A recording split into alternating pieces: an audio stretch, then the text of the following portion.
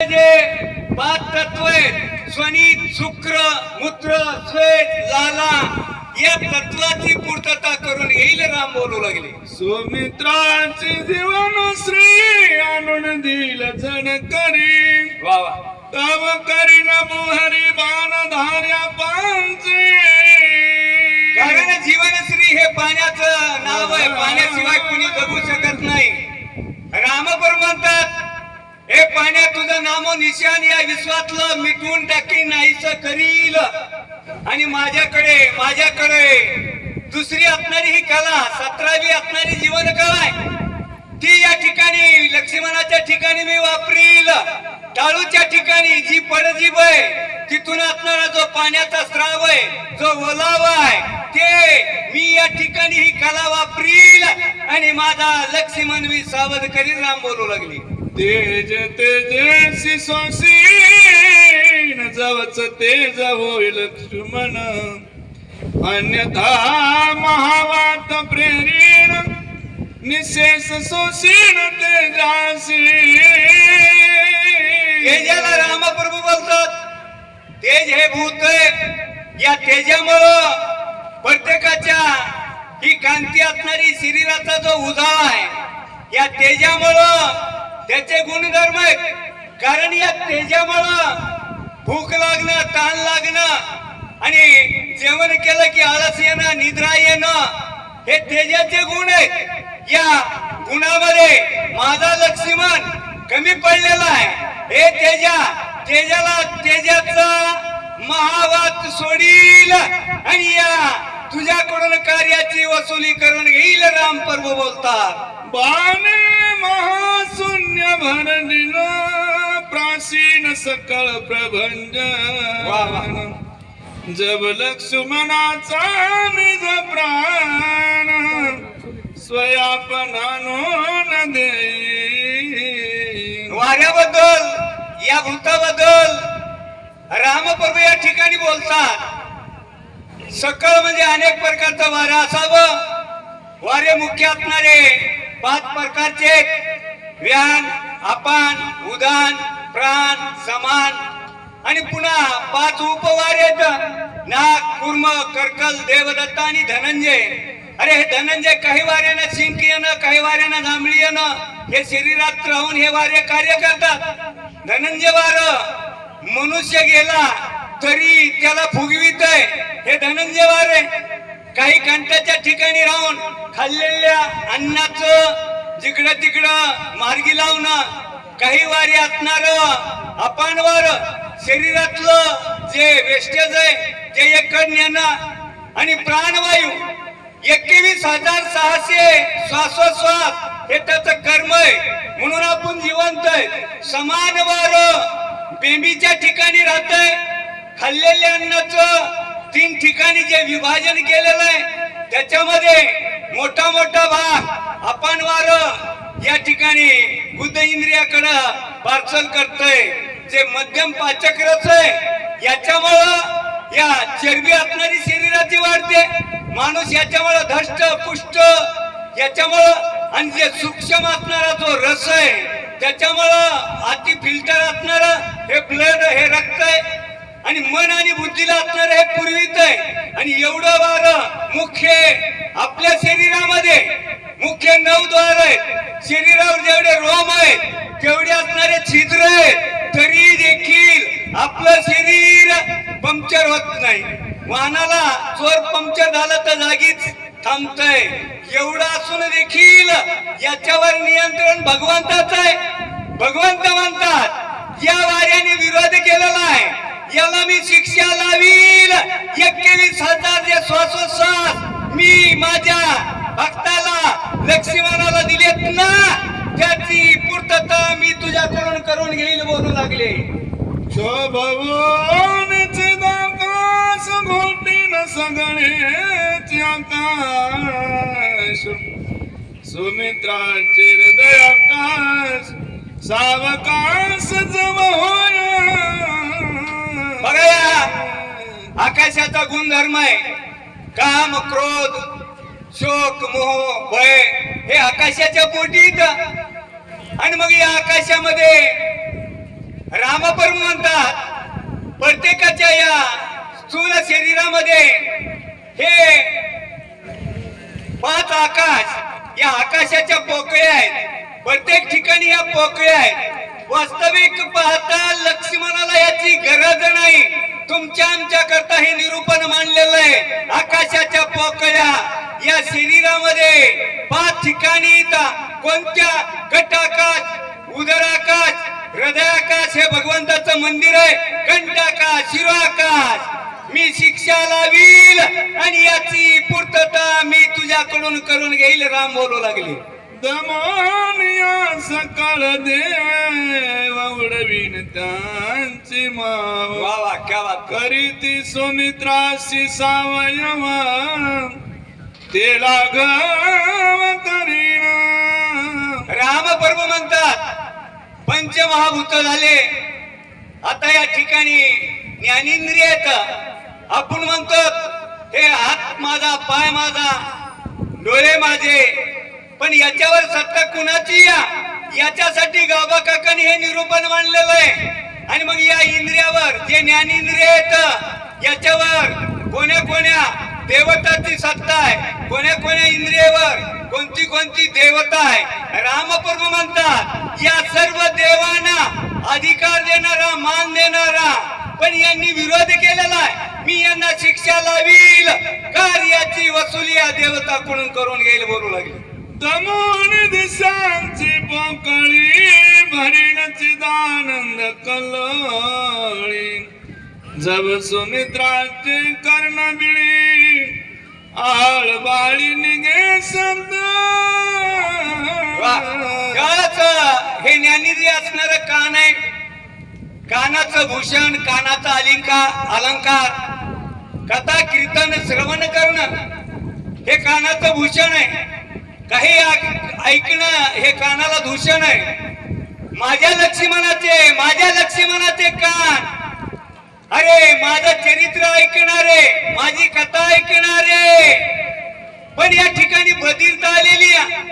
किती या ठिकाणी आवाज दिला, हे लक्ष्मणा, हे लक्ष्मणा, बोल ना, उठ ना, पण लक्ष्मणाला ऐकायला येत नाही. आणि याच्यावर अधिष्ठान असणार याची देवता कोण? अरे या दिशा आहेत ना, या दिशा देवतेनं विरोध केलेला आहे. माझ्या लक्ष्मणाला ऐकू येत नाही. या दिशा देवतांना मी शिक्षा लावील. ऐकण्याला एक माझ्या लक्ष्मणाचे कान मी करून घेईल. रामप्रभू बोलतात. बाणे पाडोनिया सूर्यासी खंडोनी उदयास्तासी घेईन हिरोणी तेजासी नेत्री लक्ष्मणासी भरीण.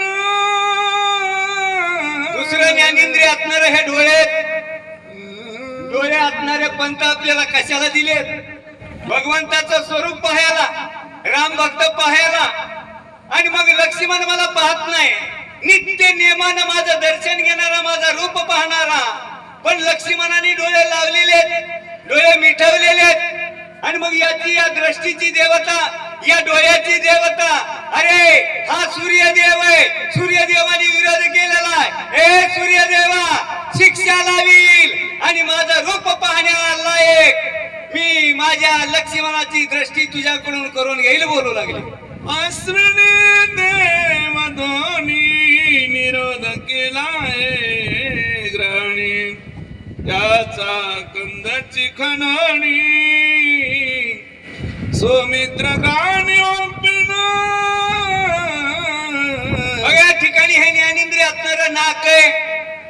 नाकाचं कर्म आहे सुगंध दुर्गंध सेवन करणं. पण माझा लक्ष्मण हे अश्विनी कुमार हो, अरे भक्तीचा सुगंध सेवन करणार माझं लक्ष्मणाचं हे ज्ञानेंद्रिय, याच्यामध्ये तुम्ही असणारी कमकुवतपणा केलेला आहे. मी शिक्षा लावील. भक्तीचा सुगंध घेण्याला एक मी माझ्या लक्ष्मणाचं ज्ञानेंद्रिय भरून येईल. रामप्रभू बोलतात. वरुणात गाळून घाला जेने निरस केली रसना. गोडी हिरोणी आणि न जाणा चेतवीन सुमित्राचे आपल्या भक्ताबद्दल रामप्रभू बोलतात, कारण माझ्या लक्ष्मणाच्या मुखामध्ये जे ज्ञानेंद्रिय असणार, जी जीभ आहे, रामरसाची चव टाकणारी, जयराम श्रीराम सदोदित चिंतन करणारी, बोलणारी, पण या ठिकाणी बंद पडलेली आहे, विकळ पडलेली आहे. अरे या जिबीला खारट तुरट गोड आंबट तिखट ही चव त्या जिबीला कळते, पण माझ्या लक्ष्मणाला, माझ्या या भक्ताला अरे या ठिकाणी नामाची चव, ही रसाची चव माझ्या लक्ष्मणाच्या ठिकाणी या. आणि म्हणून याच्यावरलं जे अधिष्ठान, जी देवता आहे, ही वरुण देव आहे. वरुण देवानं विरोध केलेला आहे. शिक्षा लावील राम रसाची चव चाकण्यालायक माझ्या भक्ताची लक्ष्मणाची करून घेईल बोलू लागले. वायुने मांडली घसघस केला सुमित्र मंद स्पर्श पिळून त्याचा प्राणांश करीन सुस्पर्श सुमित्र. बघा ज्ञानेंद्रिय असणारी ही त्वचा आहे. त्वचेला या ठिकाणी गार गरम शीत उष्ण या त्वचेला कळतंय, हे ज्ञानेंद्रिय असणार आहे. आणि मग याच्यावर असणारी ही देवता आता इतका वेळ लक्ष्मणाला स्पर्श केलेला समजत नाही. लक्ष्मणाला स्पर्श करून हलवलं, हे लक्ष्मणा उठना बोलना, पण स्पर्शाचं ज्ञान माझ्या लक्ष्मणाला होत नाही. म्हणून या ठिकाणी याची देवता वायुदेव आहे. वायुदेवाने विरोध केलेला आहे. या वायुदेवाला उद्देशून रामप्रभू बोलतात, ए वाऱ्या शिक्षा लावील आणि याच्यामध्ये माझा लक्ष्मण तरबेज करून घेईल बोलू लागले. इंद्रे मांडिले बंड निर्वीर्य केले बाहुदंड त्याचे तोंड सबळ भुजदंड करीन. क्या बात आहे. अरे या ठिकाणी ज्ञानेंद्रिय झाले. कर्म इंद्रियाबद्दल भगवंत बोलतात, कारण हाताचं कर्म आहे. देणं घेणं, परोपकार करणं, भजन करणं, याच्यासाठी हात भगवंतांनी दिलेले आहेत. अरे नित्य नेमानं माझी सेवा, माझं भजन करणारे लक्ष्मणाचे हात अरे या ठिकाणी विकळ झाले. आणि याच्यावरलं जी देवता आहे, ज्याचा अधिकार आहे, असा तो देवाचा राजा इंद्रदेव. अरे इंद्रदेवाने विरोध केलेला आहे. इंद्रदेवाला रामप्रभू म्हणतात, हे इंद्रदेवा शिक्षा लावील, देण्या घेण्या लायक माझ्या लक्ष्मणाचे हात करून घेईल रामप्रभू बोलू लागले. यम संचरे अधगती क्षीण केली शरीर शक्ती दासी लावून आघाती अक्षर निश्चिती सौमित्र करीन. भक्ताबद्दल रामप्रभू बोलतात, कारण हे कर्मेंद्रिय असणार, पोट साफ त्याचं जीवन असणार ठाकठीक आहे. आणि मग या ठिकाणी त्याचं कर्म आहे. शरीरातलं जे वेस्टेज आहे हे या ठिकाणी वाहून नेणं. पण या ठिकाणी वास्तविक पाहता लक्ष्मणाला याची गरज नाही. तुमच्या आमच्या करता हे निरूपण या ठिकाणी मानलेलं आहे. याच्यावर अधिष्ठान असणारा यमाचं यमदेवता आहे. रामप्रभू यमावर बोट करतात, यमाला म्हणतात, हे यमदेवता या ठिकाणी असणारा तू विरोध केलेला आहे. मी शिक्षा लावील, कार्याची वसुली मी तुझ्याकडून करून घेईल रामप्रभू बोलू लागले. ब्रह्म्याने केला निरोध कुंडला रस्ती स्वानंद त्याचा छेदोनिया बाद खंडानंद भरी. बघा हे लिंगेंद्रिय असणार, याचं कर्म पर्जोत्पादन करणं, रतिसुखाचा आनंद. रामप्रभू म्हणतात वास्तविक याची गरज लक्ष्मणाला नाहीये. पण या निमित्तानं ब्रह्मदेव असणारा याचा अधिष्ठान, याचा अधिकार आहे. आणि माझ्या लक्ष्मणाच्या ठिकाणी असणारी ही बाधकता कुणी आणली? अरे या ब्रह्म्यानं आणलेली आहे. अरे मी या ठिकाणी अशी शिक्षा लावील, अखंड आनंद माझ्या लक्ष्मणाच्या ठिकाणी भरून घेईल. रामप्रभू बोलू लागले. केली उपेंद्रे चलनाक्ती कुंडली गमन संते त्यासी लावणिया खाते उर्मिला पती उठविना.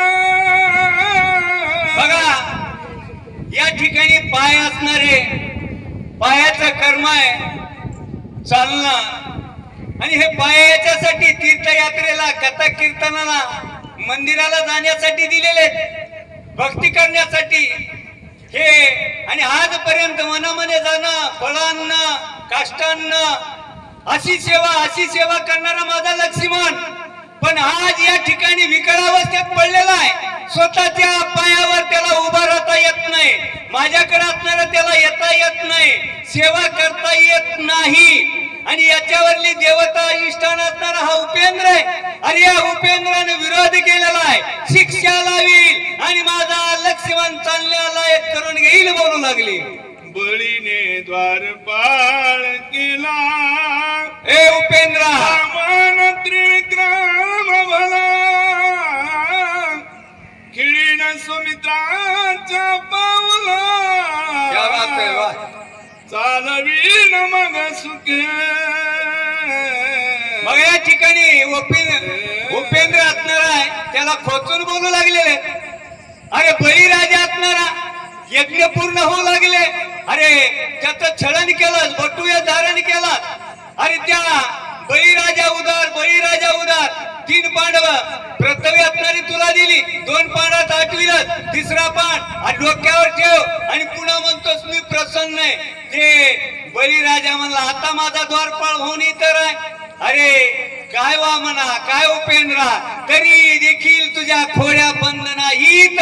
मी शिक्षा लावील, तिथून आणील, लक्ष्मणाच्या पायामध्ये तुला समाविष्ट करील, लक्ष्मण चालण्यालायक करील बोलू लागले.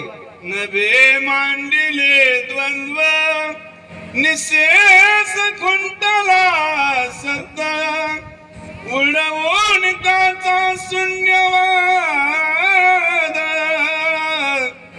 अनाथ शब्द काढीन. आकाशाचा शब्द आहे त्यावेळेस लक्ष्मण माझा बोलत नाही, चालत नाही. आणि मग या ठिकाणी त्यानं द्वंद्व म्हणजे माझ्या बरोबर विरोध केलेला आहे. आणि रामप्रभू या आकाशाला म्हणतात मी तुला शिक्षा लावील आणि तुझ्याकडून या कार्याची वसुली करून घेईल. माझा लक्ष्मण जय राम श्रीराम म्हणण्यालायक मी तुझ्याकडून करून घेईल. रामप्रभू बोलू लागले. चंद्र पिढीला क्षय रोग तरी निश्चरण राहे अंतःकरणाबद्दल बोलू लागले. स्वामित्राचे मन नेले वेगे मूर्छित करून राहिला. बघा या ठिकाणी अंतःकरणामध्ये या 10 इंद्रियाचा राजा असणार मन आहे. मन असणार जसं चालतंय, पण या मनाचं कर्म आहे. जर तर संकल्प विकल्प हे मन करतोय. पण माझा लक्ष्मण विकल्पही करीत नाही, संकल्पही करीत नाही. आणि मग याची देवता हे चंद्र आहे. चंद्राला उद्देशून रामप्रभू म्हणतात ए चंद्र देवता मी शिक्षा लावील आणि निर्विकल्प मन मी तुझ्याकडून करून घेईल बोलू लागले. पुंडलिक वरदारी विठ्ठल श्री ज्ञानदेव तुकाराम. चला वाचण्याकरता देव